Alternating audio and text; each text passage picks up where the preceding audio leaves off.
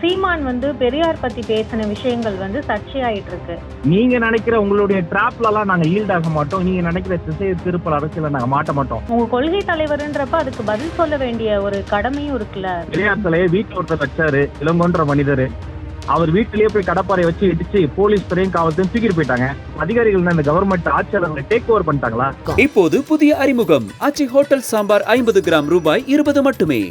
ஜாதிய வச்சும் பணத்தை வச்சும் தான் பதவி கொடுக்கறாங்க. ஒரே விஷயம், எந்த சாதி அடிப்படையில் ராஜ்மோகனுக்கு கொள்கை பரப்பு செலவு கிடைத்தது? இதெல்லாம் அவதூறுங்க, அபாண்டங்க. ஆட்டோ ஓட்டுகிற ஒரு ஆத்ம சாரதிக்கு மாவட்ட செயலாளர் பதவி கொடுத்திருக்கிறார் என்னுடைய தலைவர். மாற்றுத்திறனாளிகளை சமூகத்தை மாற்றும் திறனாளியா பார்த்து வீல் சேர்ல இருக்கிற லேடி வாரியருக்கு மாவட்ட செயலாளர் கொடுத்திருக்கிறார். அவர் மீது அமாண்டமா பேசுறீங்களே, வாழை அடிக்கணும். இப்படி அதிருப்தியாளர்கள் உங்களுடைய அதிருப்தி இப்படி காட்டுவது. திருப்புரம் குன்றத்துல கோர்ட்ல வாதாடின திமுக ஆளும் கட்சியினுடைய அரசு வழக்கறிஞர் கிட்டத்தட்ட ஒரு RSS வழக்கறிஞர் மாதிரி வாதாடினார் என்று எழுத்தாளர்கள் சொல்றாங்க. பிள்ளையும் கிள்ளி விட்டு தொட்டிலையும் ஆற்ற கதையா திருப்பரங்குன்றத்தில் எப்படி இத்தனை பேர் கூடினார்கள்னு சம்பவத்துக்கு பிறகு சொல்றீங்களே, இத்தனை பேர் கூடும் வரை நீங்க என்ன பண்ணிக்கிட்டு இருக்கீங்க? இது வரைக்கும் அரசியல் தளத்துல இல்லாத நீங்க ஃபர்ஸ்ட் இப்ப தாவேகாக்குள்ள நுழைஞ்சிருக்கீங்க. நுழைஞ்ச உடனே உங்களுக்கு கொள்கை பரப்பு செயலாளர்னு ஒரு பதவியும் கொடுக்கப்பட்டிருக்கு. தாவேகா எப்படி பயணிக்கும்னு நினைக்கிறீங்க? இதுல ராஜ்மோகனோட பங்களிப்பு என்னவா இருக்க போகுது? அனைவருக்கும் வணக்கம். நடிகரா இருந்தவர் அரசியலுக்கு வந்துட்டாரு என்று சொல்லி இவர் கூத்தாடி அப்படின்னு சொல்லி விமர்சனம் செய்து சிறுமை செய்வது புரட்சித் தலைவர் எம்ஜிஆர் காலத்தில் இருந்து நடந்து வருகிறது. அந்த கூற்றுகளை எல்லாம் உடைத்து காட்டி ஆட்சியை பிடித்து காட்டியவர் எம்ஜிஆர் அவர்கள். அதே வகையில நேற்று நடித்து இன்று அப்படியே அரசியல் குதிக்கல எங்க தங்க தலைவர் தளபதி விஜய். அவர் பன்னெடுங்காலமா VMI என்ற ஒரு அசாத்தியமான உழைப்பை கொட்டி கொண்டிருந்தார். விஜய் மக்கள் இயக்கம் இவங்க தொடர்ச்சியா வெல்ஃபேர் ஆக்டிவிட்டிஸ் பண்ணிக்கிட்டு இருந்தாங்க. விஜய் பயிலங்குள்ள பசங்களுக்கு படிப்பு சொல்லி கொடுத்தாங்க, விலையில்லா விருந்தகத்துல உணவு போட்டாங்க, மக்களுக்கு ஓடோடி வேலையெல்லாம் செஞ்சாங்க.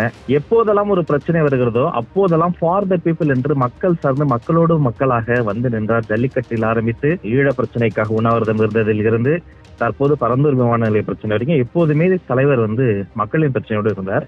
இது ஒரு மக்கள் பிரதிநிதித்துவ சட்டத்தின் அடிப்படையில் கட்சியாக பதிவு செய்யப்பட்டு பின்பு முழு நேர கட்சியாக இது மாறி இப்போது மக்களின் களப்பணியிலும் சேர்ந்து இது ஆட்சி அதிகார பகிர்வு என்ற ஒரு லட்சியத்தை எடுத்து கொள்கை தலைவர்களை வைத்து வடிவமைத்து இப்போது நடைபயணம் ஆரம்பித்திருக்கிறது. இந்த வெற்றி நடைபயணம் ஒரு வருடம் நிறைவு செய்து அடுத்த ஆண்டில் நுழைந்திருக்கிறது. இன்னும் அடுத்த ஆண்டில் இது அதிகாரத்தை கைப்பற்றி மக்களின் குரலற்றவர்களின் குரலை ஒலிக்கப் போகிறது. இதுல நான் எப்படி நினைஞ்சேன்னா ஒத்த அலைவரிசை. நானும் அப்படிதான் மிக சிறு வயதில் இருந்து ஒரு குழந்தைக்கு பேச வரும், பாட வரும், எனக்கு பேச வரும். அது என்னுடைய எலிமெண்டாக இருந்தது. அதுல பல போட்டிகளில் பங்கெடுத்தேன். தமிழ் பேச்சு எங்கள் மூச்சு என்னுடைய டைட்டில் வினராக வந்தேன். பல்வேறு மேடை நிகழ்ச்சிகளை தொகுத்து வழங்கினேன். புத்தக திருவிழாக்களில் பேசினேன். உலக தமிழ் சங்கங்களிலும் தமிழர்தம் இல்லங்களிலும் உள்ளங்களிலும் பண்டிகை காலங்களின் தோறும் எப்போதும் என்னுடைய பேச்சு இருக்கும்படி பேச்சின் மூலமாக நானும் என் மூலமாக அந்த பேச்சுக்களை வளர்ப்பதற்கான வேலைகளை செய்தேன். நானும் விஜய் அவர்களினுடைய பால் ஒரு மிகப்பெரிய அன்பு கொண்ட ஒரு மனிதர். அவரினுடைய தொலைநோக்கு பார்வை பிடித்து போனதால் ஒத்த அலைவரிசையில் இருந்ததால் அவருடைய தமிழக வெற்றி கழகத்தினுடைய தோழர்களோடு எனக்கும் சேர்த்து இந்த பயணத்தில் ஒரு சிறு இடத்தை கொடுத்திருக்கிறார்.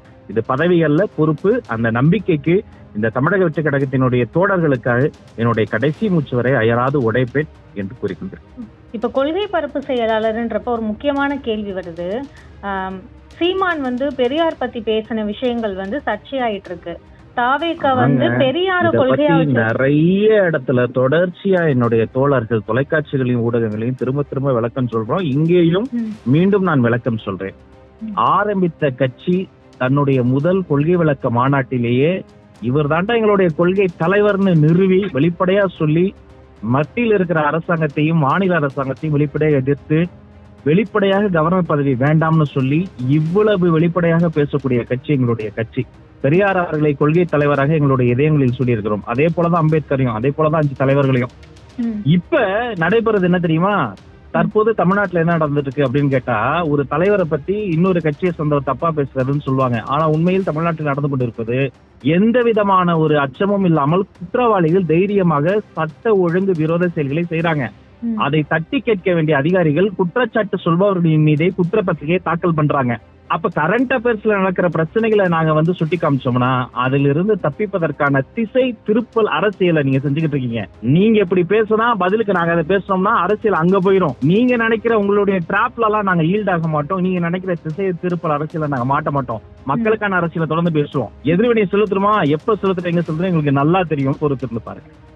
இல்ல இப்ப நீங்க உங்க கொள்கை தலைவர்ன்றப்ப அதுக்கு பதில் சொல்ல வேண்டிய ஒரு கடமையும் இருக்குல்ல. விஜய் தரப்புல இருந்தும் நிச்சயமா எந்த ஒரு இருக்குங்க. இப்ப ரியாக்ஷனும் வரல. இதே பதில நான் கேக்குறேன். என்னுடைய பார்ட்டி ஹெட் ஆபீஸ்ல பெரியாருக்கு சிலை இருக்கு. இத்தனை வருஷமா ஆட்சியில் இருக்கிற திமுக அண்ணா அறிவாலயத்துல சிலை எங்க இருக்கு கண்டுபிடிச்சிட்டு வாங்க. அதுக்கு பதில் சொல்லுங்க. பெரியார் சிலையை வீட்டுல ஒருத்தர் வச்சாரு, இளங்கோன்ற மனிதர். அவர் வீட்டிலேயே போய் கடப்பாறை வச்சு இடிச்சு போலீஸ் துறையும் காவல்துறையும் தூக்கிட்டு போயிட்டாங்க. அதிகாரிகள் இந்த கவர்மெண்ட் ஆட்சியாளர்களை டேக் ஓவர் பண்ணிட்டாங்களா? அது எதுக்குமே பதில் சொல்லல. ஆனா திசை திருப்பல அரசியல நீங்க பதில் சொல்லுங்கன்றாங்க. அதுக்கு நாங்க ஈல்டாக மாட்டோம். அவர் எங்கள் கொள்கை தலைவர், அவர் எங்கள் இதயங்களில் இருக்கிறார். அவருக்கு எதிராக பேசுகிறவர்கள் யாராக இருந்தாலும் நாங்கள் எதிர்ப்போம். ஆனா திசை திருப்பல அரசியல்னா அந்த நீங்க விதிக்கிற வலையில நாங்க சிக்க மாட்டோம். ஓகே, இது இப்ப தாவேக்காவுல அதிகமா நடந்துட்டு இருக்க ஒரு பிரச்சனைனா ஜாதிய வச்சும் பணத்தை வச்சும் தான் பதவி கொடுக்கறாங்க அப்படின்னு கட்சிக்குள்ள இருக்கிறவங்களே அடுத்தடுத்து யாரு சொன்னா? இல்ல நான் ஒண்ணு சொல்றேங்க. எனக்கு ஒரு பொறுப்பு கொடுத்தாங்க. 120 மாவட்டங்களில் இருந்து மிகப்பெரிய இன்ஃப்ராஸ்ட்ரக்சர்ல பார்த்து ஒவ்வொரு உறுப்பினரையும் பல முறை இன்டர்வியூ வச்சு நேர்காணல் பண்ணி தலைவரே நேரடியாக அப்பாயிண்ட் பண்றாரு. இதுல எதா ஒரு ஆதாயம் தேடி அதை அடையாதவங்க அதிருப்தியில சில விஷயங்கள் சொல்லத்தான் செய்வாங்க. அதுல உண்மை இருந்துச்சுன்னா கட்டாயமா அதுக்கு நம்ம ஜஸ்டிஸ் கொடுக்கலாம். ஆனா தனக்கு அதிகாரம் கிடைக்கலன்ற அதிருப்தியில அவதூறு பரப்புனா அதுக்கு நாங்க ஆள் இல்ல. ஒரே விஷயம், எந்த சாதி அடிப்படையில் ராஜ்மோகனுக்கு கொள்கை பரப்பு சிலர் கிடைத்தது?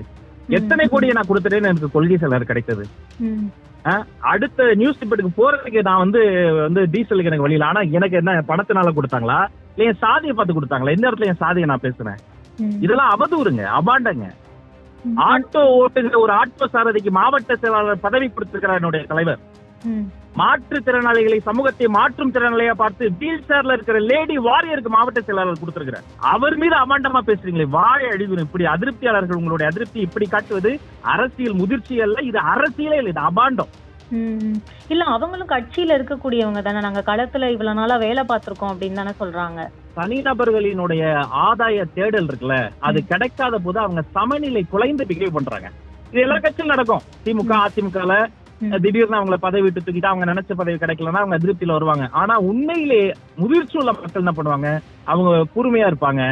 அவங்க தலைமைக்கு அவங்களுடைய விளக்கத்தை எக்ஸ்பிளைன் பண்ணுவாங்க. இப்படி அவதூறு பரப்பிக்கிட்டு இருக்க மாட்டாங்க. இது கட்சிக்கு டேமேஜ் ஏற்படுத்தாதா? உனக்கு நீ நினைச்சது கிடைக்கலங்கிறதுக்காக ஒரு மிகப்பெரிய மாற்றத்திற்காக தன்னுடைய சுய லாபத்தை சுயநலத்தை தூக்கி போட்டு விட்டு தன்னுடைய சம்பாத்தியமோ தன்னுடைய வாழ்க்கை முக்கியம் இல்ல, மண்ணு மக்களும் முக்கியம்னு நம்மள நம்பி வந்த ஒரு தலைவரை நீ அசிங்கப்படுத்துவியா? இதுக்கு பேர் என்ன? இதுக்கு பேரு அவதூறு. உனக்கு நடந்திருக்கிறது ஒரு தவறுனா அதற்கு அதை தெரியப்படுத்துற ஒரு முறை இருக்கு. அதனால இது எல்லா கட்சியிலும் இருந்தாலும் இந்த கட்சியில் அதே போல சாதியோ பணமோ ஒரு பொருட்டே அல்ல. சாதியும் பணமும் பொருட்டா இருந்தா ராஜமோகனே இந்த இடத்துல இல்ல. வீல் சேர்ல இருக்கக்கூடிய ஒரு மாற்றுத்திறனாளி மாவட்ட செயலாளரா இல்ல. இன்னும் பாருங்க, அதிகார பகிர்வு என்பது ஆட்சியில் இருப்பவர்களே தரல. ஆனா இன்னும் முறையான சின்னம் கூட எங்களுக்கு வரல. ஆனா எல்லா பொறுப்புகளிலும் பார்த்து தரோம். சரியானவங்களுக்கு தான் தரோம், சரியாக மட்டும் தான் தரோம். ஒரு இடத்துல இந்த இஷ்யூ இருந்தா பரவாயில்ல, நிறைய மாவட்டங்கள்ல இப்ப இது நடந்துட்டு இருக்கு. விஜயோட காதுகளுக்கு இது போதா? விஜய் எதுவும் நடவடிக்கை எடுக்கிறாரா இந்த விஷயத்துல? ஏன்னா இப்பதான் கட்சியில அடுத்த கட்ட நடவடிக்கைகள் போயிட்டு இருக்கு. இந்த மாதிரி டைம்ல இப்படி இஷ்யூ வருது. இந்த மாதிரி டைம்ல தாங்க இது மாதிரி இஷ்யூஸை கிளப்பி விடுவாங்க. அதுல எத்தனை உண்மை, எத்தனை பேர் எங்க யார்கிட்ட அட்ராக்ட் ஆனாங்க, யார்கிட்ட ஈல்ட் ஆனாங்கன்னு நமக்கு தெரியாது. இப்பதான் உட்கட்சி தேர்தல் என்பது படிப்படியா பார்த்து இது ஒரு நைட்ல அனௌன்ஸ்மெண்ட் பண்ற பார்ட்டி கிடையாது. எனக்கே பல முறை நேர்காணல் நடத்திதான் எடுத்தாங்க. என்னை விட பெரிய தலைவர்கள், என்னை விட சீனியர்ஸ் யார் இருந்தாலுமே அவங்களுமே பல வருடமா விஎம்ஐல இருந்தாலுமே அவங்கள மாவட்ட அளவுல மண்டல அளவுல பல நிர்வாகிகள் பல முறை பேனல் பண்ணி தான் எடுத்துட்டு வருவாங்க. அப்ப இந்த முழு தேர்தல் முடிந்து 120 மாவட்டங்களுக்குமான மொத்த மாவட்ட செயலாளர்கள், இணை செயலாளர்கள், கமிட்டி மெம்பர்கள் இன்னும் அறிவித்து முடிக்கவே இல்லை. அது அறிவிப்பு முடிகிற வரை நமக்கு வந்துராதான்னு சில பேர் தாங்கள் யார் என்பதை தங்களை அறியாமல் அந்த குட்டு வெளிப்படும் வகையில் அவங்களை எக்ஸ்போஸ் பண்ணிக்கிட்டு இருக்காங்க. அவங்களினுடைய பதவியை எக்ஸ்போஸ் பண்ணிட்டு இருக்காங்க. அதனால இந்த அறிவிப்பு முடியும் வரை இந்த சின்ன சலசலப்பு இருக்கத்தான் செய்யும். ஆனால் அறிவிப்பு முடிந்த பிறகு இவர்கள் எல்லாம் காணாமல் போவார்கள். இப்ப கட்சியில ஆதவ் அர்ஜுனா இணைஞ்சதுக்கு அப்புறமா அவருக்கு அந்த தேர்தல் பிரிவு பொதுச் செயலாளர் பதவி கொடுத்திருக்காரு விஜய்.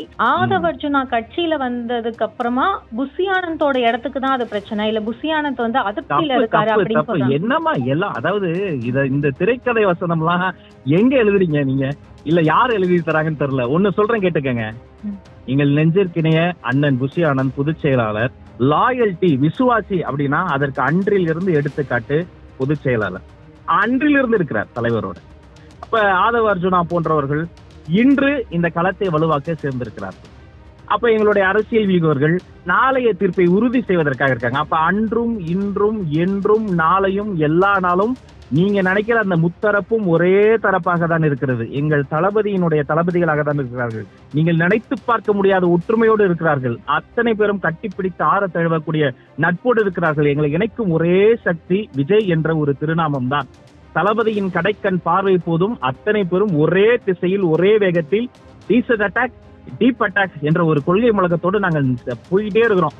அது தெரியாம நீங்களா இஷ்டத்துக்கு ஆளாளுக்கு ஒண்ணு வந்து இது வந்து வதந்தி பரப்பிட்டு இருக்காங்க. அதில் துளியும் உண்மை இல்லை. இப்ப தமிழ்நாட்டுல இன்னொரு பெரிய பிரச்சனையா போயிட்டு இருக்குதுன்னா திருப்பரங்குன்றம் இஷ்யூ வந்து தமிழ்நாடே பரபரப்பா இருக்குன்னு சொல்லலாம். இதுல தாவேகாவோட நிலைப்பாடு என்ன? திருப்பரங்குன்றம் விஷயம் மட்டும் கிடையாது. எப்போதும் சமூக நீதியும் சமநீதியும் சொல்லக்கூடிய தாவேகா சமய நல்லிணக்கத்திற்கு எதிராக ஒருபோதும் செயல்படாது. பாஜகவினுடைய நிலைப்பாட்டில் எங்களுக்கு உடன்பாடு இல்லை. ஆனா திருப்பரங்குன்றத்துல கோர்ட்ல வாதாடின திமுக ஆளும் கட்சியினுடைய அரசு வழக்கறிஞர் கிட்டத்தட்ட ஒரு RSS வழக்கறிஞர் மாதிரி வாதாடினார் என்று எழுத்தாளர்கள் சொல்றாங்க. நடத்தவே கூடாது இந்த கூட்டத்தை சொல்ல வேண்டியவர் இந்த இடத்துல நடத்தலாம், பழங்காலத்துல நடத்தலாம் சுட்டி காட்டி இருக்கிறாங்க. 10,000 பேர் கோர்ட் தீர்ப்பு வந்த சில மணி நேரத்துல அங்க வந்து குவிறாங்கன்னா இது இன்டெலிஜென்ஸ்க்கு தெரியாம இருக்காது. அப்ப பிள்ளையும் கிள்ளி விட்டு தொட்டிலையும் ஆற்ற கதையா திருப்பரங்குன்றத்தில் எப்படி இத்தனை பேர் கூடினார்கள்னு சம்பவத்துக்கு பிறகு சொல்றீங்களே, இத்தனை பேர் கூடும் வரை நீங்க என்ன பண்ணிக்கிட்டு இருக்கீங்க? அப்ப ரெட்டை நிலைப்பாடு டபுள் ஸ்டாண்டர்ட்ஸ் என்பதை வைத்துக் கொண்டு திரும்ப திரும்ப அதுக்கு பேசுனியா இதுக்கு பேசுனியா பேசவே இல்லை அப்படின்னா ஏன் அறிக்கை விடலம்பாங்க? அறிக்கை விட்டு அறிக்கையை மட்டும் விடுவது அரசியல் இல்லம்பாங்க. அதனால அவங்களினுடைய அவதூறுகளை தாண்டி ஆக்கப்பூர்வமான அரசியலை செயல்படுங்கள். இன்டெலிஜென்ஸ்க்கு தெரியாம அவ்வளவு பெரிய கூட்டம் எப்படி கூடும்? அமைதி பூங்காவான தமிழ்நாட்டில் சமய நலநீக்கத்தை காப்பாற்ற வேண்டிய பொறுப்பு ஆட்சி கட்டளையில் இருப்பவர்களுக்கு இருக்கா இல்லையா? அதை நோக்கி நம்ம கேள்வி கேட்கிறோம். இப்ப நீங்க சொன்னீங்க அந்த அறிக்கை அரசியல்னு சொல்றாங்க அப்படின்னு. அதான் ஆரம்பிச்சதுல இருந்து அறிக்கை அரசியல்னு சொல்றதா இருக்கட்டும், ஒர்க் ஃப்ரம் ஹோம், எலைட் அரசியல், விஜய சுத்தி இந்த மாதிரியான வார்த்தைகள் தான் வந்துகிட்டு இருக்கு. இனிமேல் எப்படி இருக்க போறது? மக்களை அடுத்தடுத்து விஜய் சந்திப்பாரா? என்ன பண்ண போகுது? பரந்தூர் போராளிகளை பார்க்க போனப்ப எல்லாரும் கோமால இருந்தாங்களா? அவர் என்ன பேப்பர் ராக்கெட்ல பறந்து போனாரா? ஏர்போர்ட் அகதிகள்னு ஒரு புதுவித அகதிகளை தமிழ்நாடு உற்பத்தி செய்ய போகிறது. அந்த பரந்தூர் மக்கள்கிட்ட 10 நாட்களுக்கு மேலாக தாவேகா தோழர்கள் களத்தில் போய் ஆய்வு செய்து அந்த அறிக்கையெல்லாம் கன்சாலிடேட் பண்ணி கொடுத்து இத பத்தி டீடைல் ஸ்டடி டீப் ஸ்டடி பண்ணி வெறும் ஃபிங்கர் பாயிண்டிங் பண்ணக்கூடாதுப்பா, வெறும் ஆளுங்கட்சி மட்டும் நம்ம குற்றம் சொல்லக்கூடாதுப்பா, அதை தாண்டி ஆக்கப்பூர்வமா ஏதாவது செயல் பண்ணணும்னு இதை மறு ஆய்வு செய்யுங்க. எந்த இடத்துல மத்த ஏர்போர்ட்டை கொண்டு வரலான்னு பாருங்க. 22 நீர்நிலைகள் இருக்கு, அதை காப்பாத்துங்க. எவ்வளவு கடுபிடி போட்டீங்க? சுதந்திர இந்தியா தானே இது, பிரிட்டிஷ் கவர்மெண்டா? ஒரு புது கட்சியினுடைய ஒரு தலைவர் வர்றாருன்னா எத்தனை ரூல்ஸ் எத்தனை கெடுபிடி அத்தனையும் ஃபேஸ் பண்ணி வந்து நேரில் போய் பார்த்துதான் வந்தார். இது வந்து அறிக்கை அரசியல் அந்த காலத்துல சொல்லிக்கிட்டு இருந்தாங்க. இவங்க எப்பயுமே இப்படிதான், கட்சியை தொடங்க மாட்டாருனாங்க தொடங்கிட்டார், மாநாடு இல்லைன்னாங்க நடத்திட்டார், கொள்கையை சொல்ல மாட்டாருனாங்க சொல்லிட்டார், இவரு பிஜேபியின் பி டீம் நாங்க இல்லன்னு அறிவிச்சிட்டார், இவர் களத்துக்கு வரலன்னாங்க பரந்தூருக்கு வந்துட்டார், வேங்க வயலுக்கு வர்றதுக்கு பர்மிஷன் கேட்ட கேப்புக்குள்ளார குற்றப்பத்திரிகையை தாக்கல் பண்ண வச்சுட்டார். என்னென்ன பிரச்சனையை எங்கெங்க எங்களுடைய தலைவர் தொடுகிறாரோ தொடுவதெல்லாம் தேசிய செய்தி, அவர் செல்கிற திசையெல்லாம் மக்களினுடைய மிகப்பெரிய வரவேற்பு இருக்கிறது. அதனால எதிரில் இருப்பவர்களும் வன்மத்தோடு என்ன வண்ணத்தை பூச முயற்சித்தாலும் எங்கள் வண்ணம் ஒன்றுதான், அது எப்போதும் மக்களின் நல்ல எண்ணத்தில் இருக்கக்கூடிய தூய வண்ணம். அதனால இது மாதிரி இவங்க சொல்றதெல்லாம் நம்ம ஏற்றுக்கொள்ளவே முடியாது. இது வெறும் அறிக்கை விட வேண்டிய இடத்துல அறிக்கையும், நேரில் போக வேண்டிய இடத்துல நேரிலும் சந்திக்க வேண்டிய இடங்களை சந்தித்தும் ஒரு ஆக்கப்பூர்வமான அரசியல் எங்க தலைவர் முன்னெடுத்திருக்கார். Okay sir, okay. ஏபிபி நேயர்களுக்காக உங்களது கருத்துக்களை பகிர்ந்தமைக்கு நன்றி சார். மிக்க நன்றிமா, மிக்க நன்றி. இப்போது புதிய அறிமுகம் ஆச்சி ஹோட்டல் சாம்பார் 50 கிராம் ரூபாய் 20 மட்டுமே.